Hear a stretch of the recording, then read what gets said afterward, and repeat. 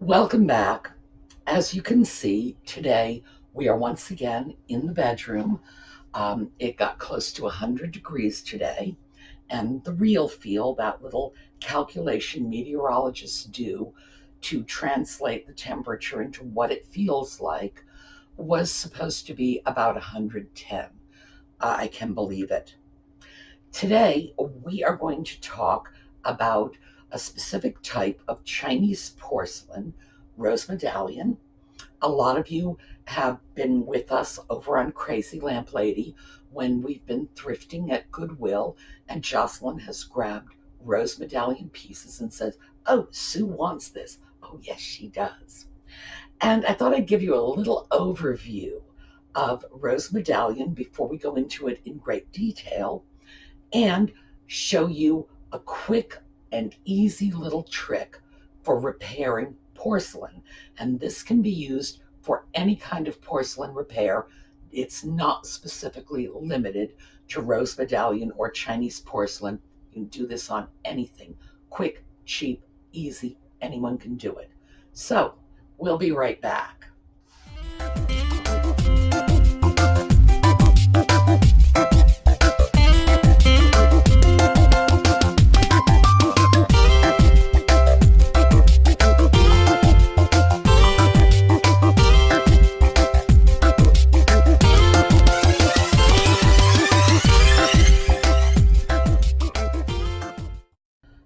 Okay, let's start off with the broad overview category of Chinese porcelain called Famille rose. And that's just French, and it means pink family. And that's the broad overarching category into which rose medallion falls, along with several other types of china. Now, the French were the primary importers of rose medallion and, well, Chinese porcelain in general. So they got to choose the terms, and we just fell into line. Now, rose medallion is a type of porcelain within the overall category of Famille rose. And there are several categories. Famille rose means pink family, as I said. There's Famille jaune, which is yellow, Famille vert, which is green, Famille noir, which is black. Those are the only official categories I know of. On the other hand, if somebody came up with a brand new one, I wouldn't really be surprised.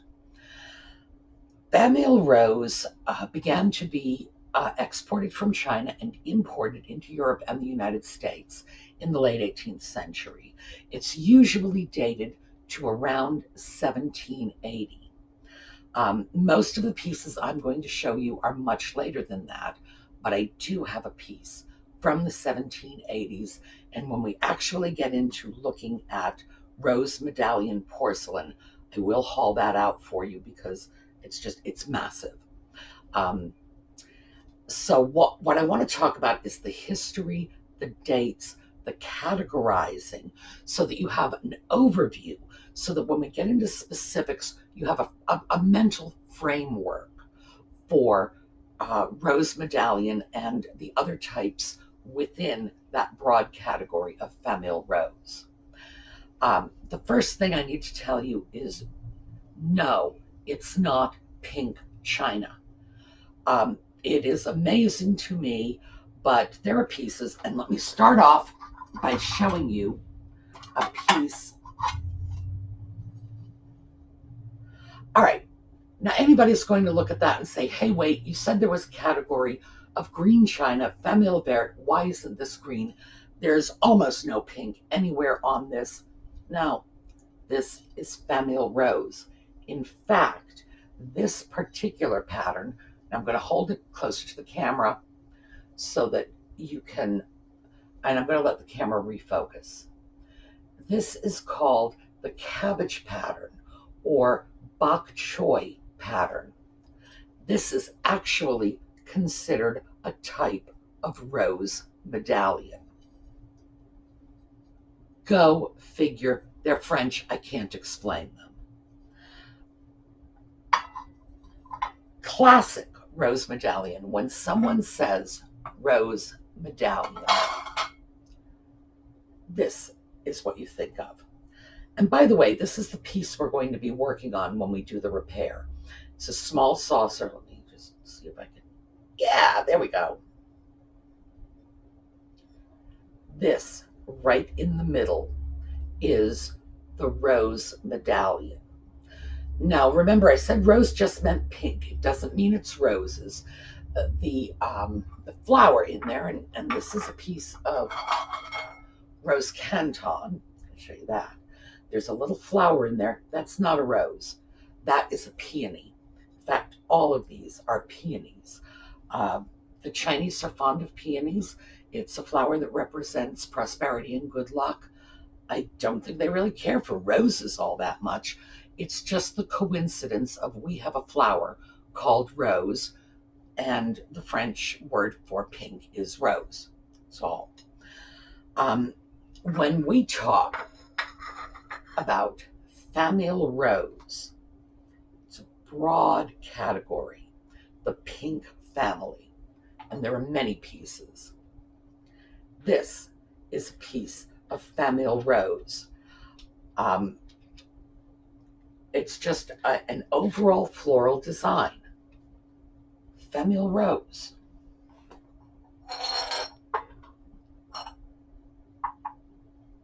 This is also a piece of Famille rose. Yes, I know, it's green and white. Again, they're French. I cannot explain it. Famille rose.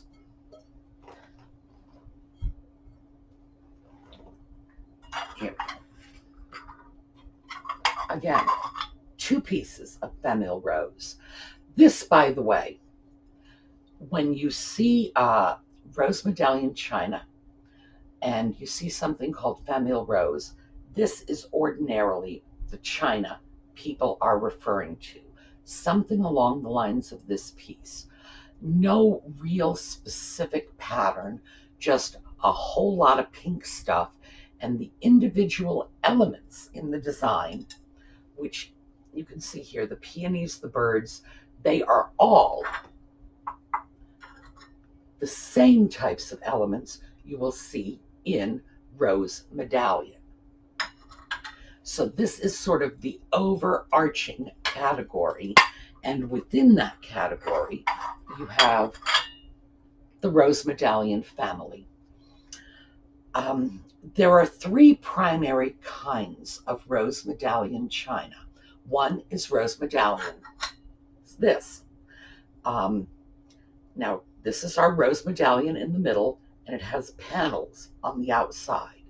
Classic rose medallion has a number of panels, most commonly 4, but you can have 6, you can have 8. It's almost always an even number. And with rose medallion, it's scenes of people alternating with scenes of flowers. That's rose medallion. Just flowers is rose canton. If you had just people, and that is uncommon, it just wasn't popular. If it's just people, it's rose mandarin. Now, that very old piece that I'm going to show you is in fact rose mandarin, and when I haul that out, you'll see it's primarily these little scenes of people, and it's usually on vases where there are two sides. Rose mandarin, it's people on one side, people on the other, and the side portions where the handles are really don't have a panel design. Now, when we start looking at rose medallion and we start dating it, the dating most commonly is from the late 18th century, which is about 1780. It's the usual date they give, up to about 1890. That's sort of the first period. That's a very long period. Those pieces were not marked. There were no requirements when they were imported into the United States or other countries. So they're just blank, like this. Or like this, the saucer that I was using. This is pre-1890. Now, the interesting thing about dating Chinese porcelain is that the dates can only tell you the most recent date a piece could be. In other words, it tells you this piece can be no earlier than say 1860 or no earlier than 1920. But because you can always reproduce a mark from an earlier period, a date does not necessarily mean that's how old the piece is. And this is because they don't use the same dating system we do. When we date in the West, we use a number category for years. So in 1952, someone could have very easily created a piece of porcelain and put the date of 1861 on it, because we have a standardized dating system. With Chinese porcelain, they used dynasty dates. And anybody can tell you what the previous dynasty was, but no one can tell you what a future dynasty is. So if you have a piece of porcelain and it has the date of a dynasty that was in power in, say, 1860 or 1875, you know that the earliest date for that piece is 1860 or 1875 or whatever, because previous generations could never know what dynasty would be in power then. Just that simple. And there is a lot of problems with the dating of Chinese porcelain. And it's not that the Chinese are faking dates. If you go into a furniture store today, you can go in and buy a piece of furniture that's advertised as Chippendale style. All it means is it's in the style of Thomas Chippendale, which would have been the late 18th century. It doesn't mean anyone is trying to convince you this piece is 250 years old. Well, the Chinese have some very similar attitudes about their porcelain, and you will often find dates that actually correspond to a style rather than the date the piece was made. And this is one of the problems with dating Chinese porcelain. We are pretty lucky with Rose Medallion because it was designed for an export market, which means they had to conform to a US system. And it's fairly simple. Anything prior to 1890, so that would be 1780 to 1890, is not going to have a mark. Why? We didn't require it. Now, pieces that were intended to stay in China do have marks. That's not export porcelain. Those are Chinese pieces. They were in China. They're often of the same style, but they were marked differently because they didn't have to conform to any foreign specifications. This piece is marked Made in China. I don't know if you can see that. I would say about 50% of the time, the marks are largely illegible. This one is fairly clear, Made in China. Got other pieces. This one also Made in China, very unclear, extremely hard to see. This piece, which I brought out because it's Famille jaune, and you can see this is a yellow piece, and it falls into a little separate category of the yellow family. This one says China only.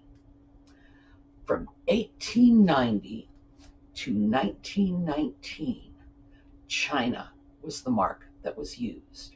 Now, I've been on some internet sites recently looking at Chinese Rose Medallion import dating, and some of the information is off.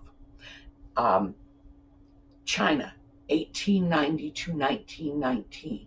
I recently saw a site that said 1890 to 1915. No, 1919. I'm not sure where they got their date from, but that is simply not the consensus opinion. Then this made in China mark, 1919 to 1949. Now, when you get into more recent dating, I have this piece for you.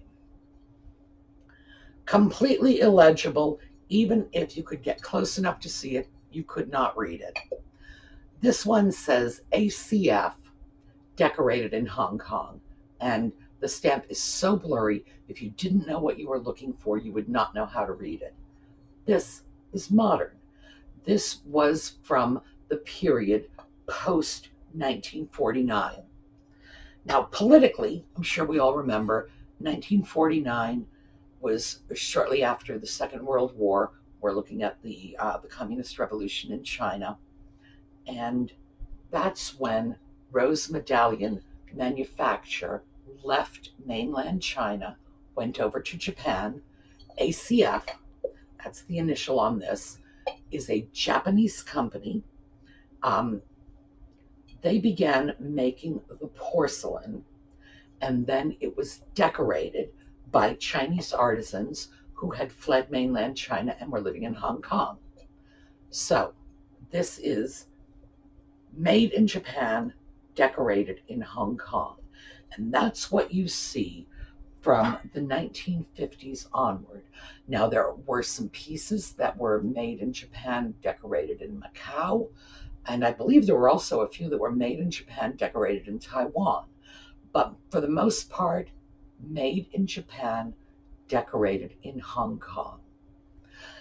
And then very recently, and at this point we are looking at close to 21st century. So I'm going to say 21st century. It was probably about the 90s onward. You start to see pieces with Chinese markings, Chinese character markings. Those are very recent. And keep in mind, there are two types now. So this is where it gets confusing. Some of the really old pieces that were made in China, intended to stay in China, will have Chinese markings. Some of the very modern pieces that were made in China, intended to be imported, will also have Chinese markings. But it's very easy to tell the difference between a piece that was made last Thursday and a piece that was made 250 years ago. But we are not going to be discussing this here. What we are going to be discussing is that sort of broad overview. And there was another type of piece I wanted to show you, this. And this is a pattern that's usually referred to as millefleur, which is French, thousand flowers, or thousand flowers, which is a direct translation of what it would have been called in Chinese. It's simply flowers scattered all over the piece. Very similar to this, only we have more flowers here. Another type of Famille rose. And we just took a look at our cabbage pattern. This one, China only. So we know this piece was in fact an export piece, and that's very unusual for this. This is a pattern that usually did not leave China. It was not popular in the West, but it was very popular in China. So China only, 1890 to 1919.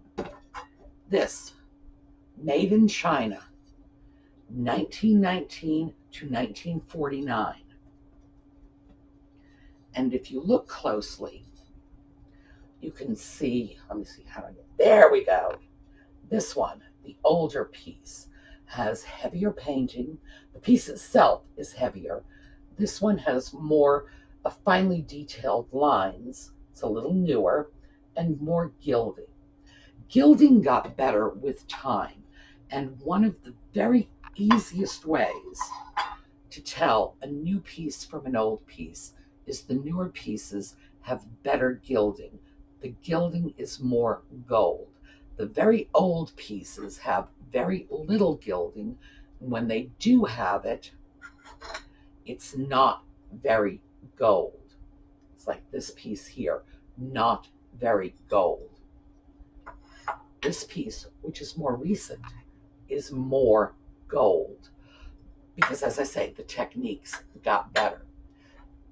It's rather prominent on this piece. No marking does not mean it's old. This is a newer piece. This is in that same cabbage style. The reason there's no marking is this was not an export piece. This is a piece that was made for the Chinese market. It's just a newer piece of china. So, I know this is all sort of wildly confusing because I'm throwing a lot of information at you.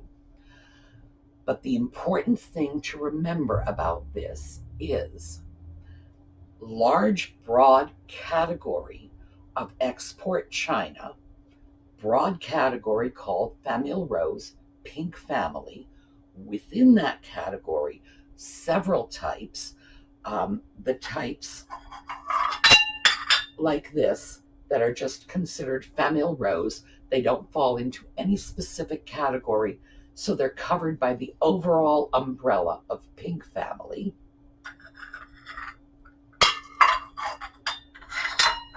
Pieces like these, Rose Canton, Rose Medallion. There's another piece I want to show you, which is really interesting. Oh, and remember, the bok choy pattern is considered Rose Medallion too. The medallion in the middle is not a peony. It's not pink. It's almost always a Chinese character in gold. This butterfly pattern, this is also considered a type of rose medallion. And again, not quite sure why. This is decorated in Hong Kong, which means this was made in Japan.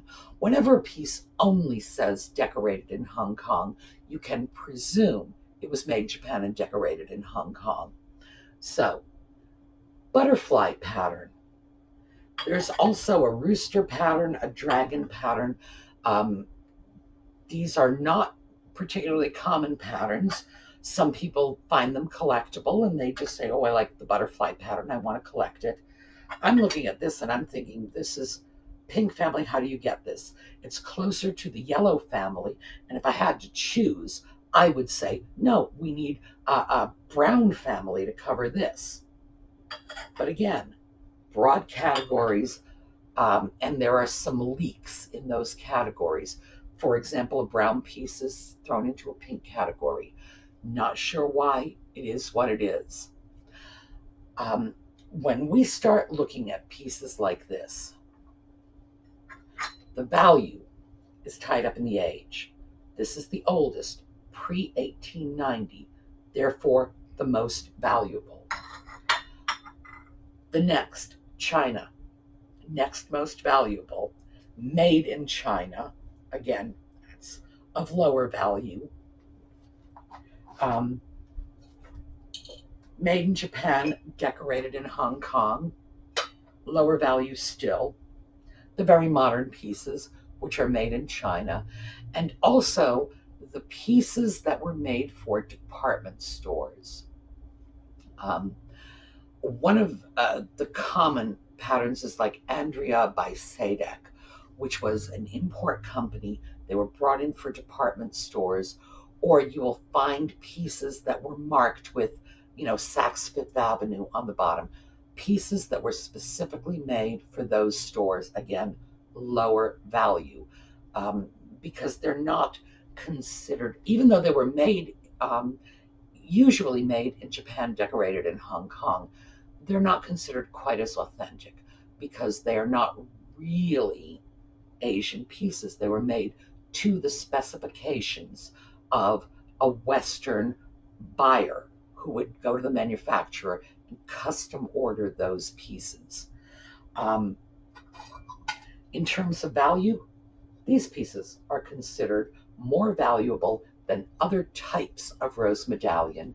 Again, they were not commonly exported to the West, and that's where the value comes from. So that's our quick overview. When we get into the specific rose medallion videos, we will start talking about very specific information, including general prices, what you can expect to pay for it, what you can expect to get for it, why I get so very, very happy when Jocelyn digs me out a lovely rose medallion teacup for $1. Yes. Now, I'm going to pause for a moment, and when I come back, I'm going to reorient the camera so you can see my hands, because I'm going to show you how to do a quick porcelain repair on these pieces. Okay, see you in a minute.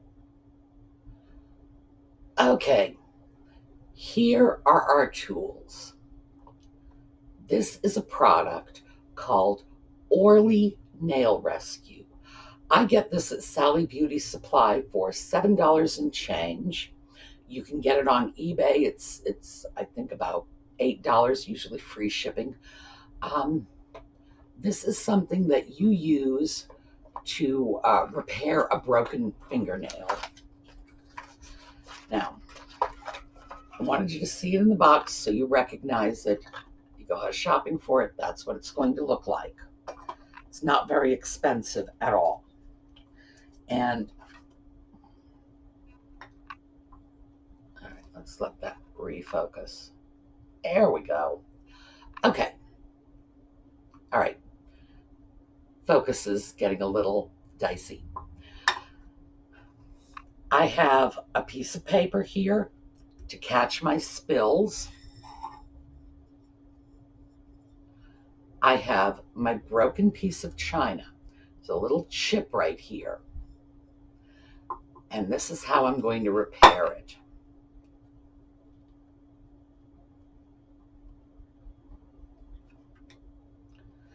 This is just like nail polish or paint. We're going to say paint for the gentlemen. For the ladies, we're going to say it's just like nail polish. I've just painted a little of this into the broken area. I have my little container of powder, and I'm just going to pour it over. There we go. Yes, pour, pour.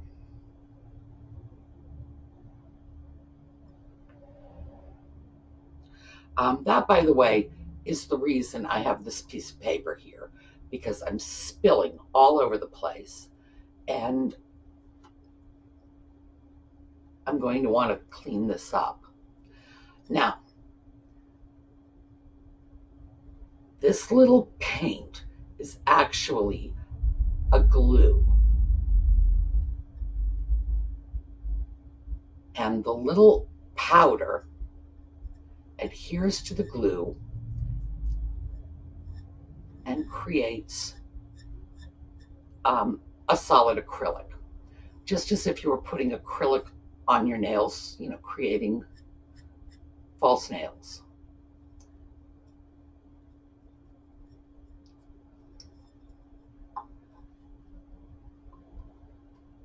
Now you let the first layer dry, and then you go right back in with the second coat. And you can build it up gradually this way.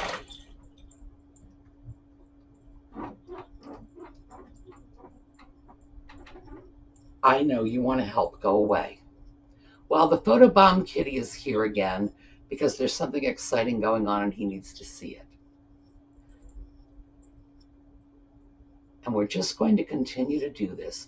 I'm smoothing it out with my fingers because the more smoothing with your fingers, yes, all right, yes, okay, the less you need to do with your emery board.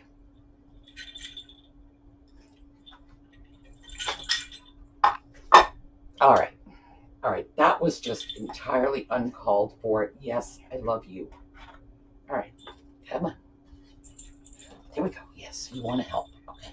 Okay, I'll help you. All right, he's gone. Sort of.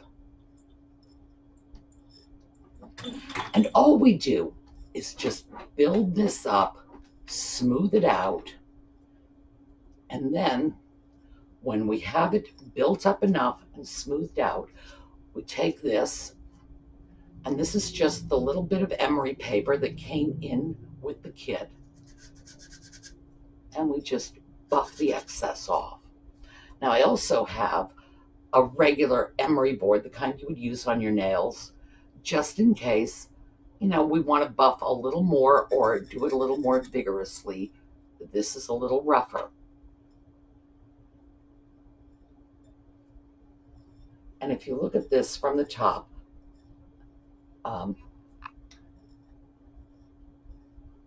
see, my chip is starting to disappear.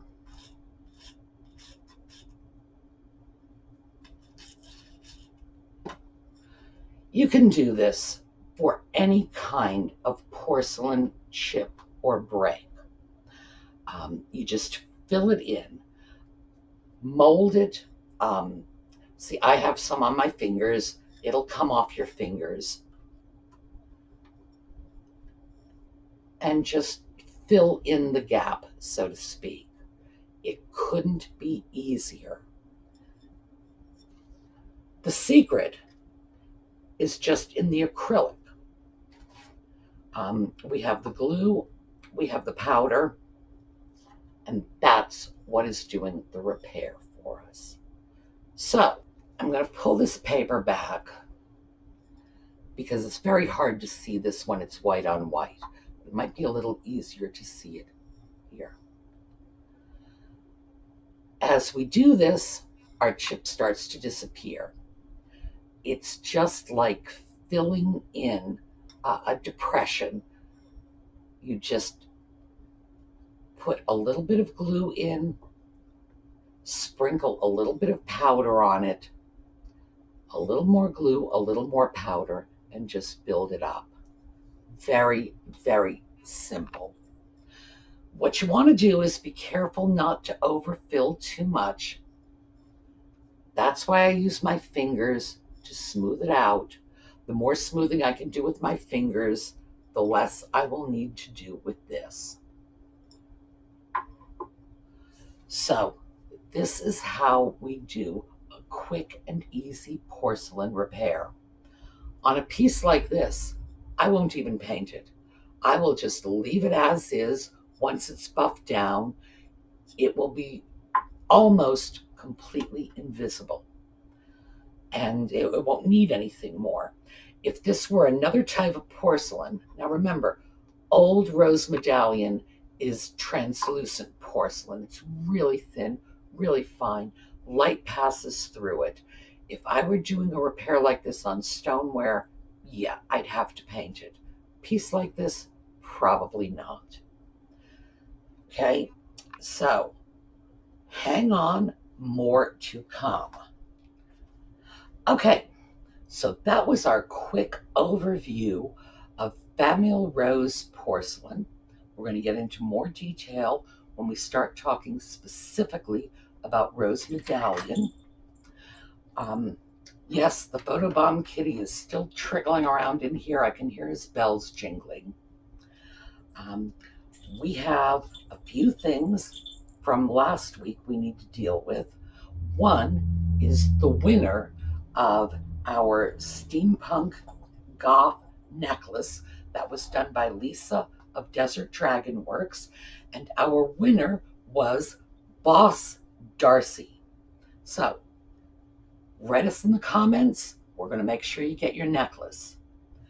And of course, since we love the giveaways, we're going to do another one.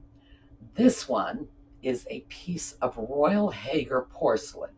This piece of porcelain was supplied to us by one of our viewers, Kelly Williams.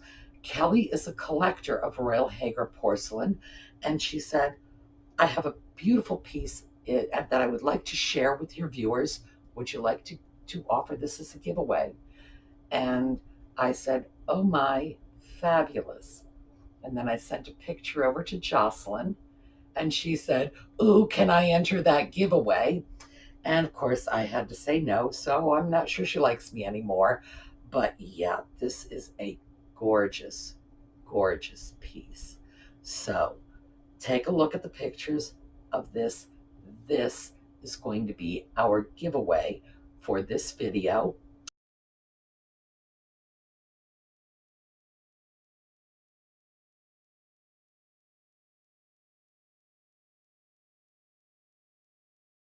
Um, Thought it was just very perfectly timed, a nice piece of porcelain. Obviously, it's not the same style. Kelly's beautiful vase is much more mid-century, just divine.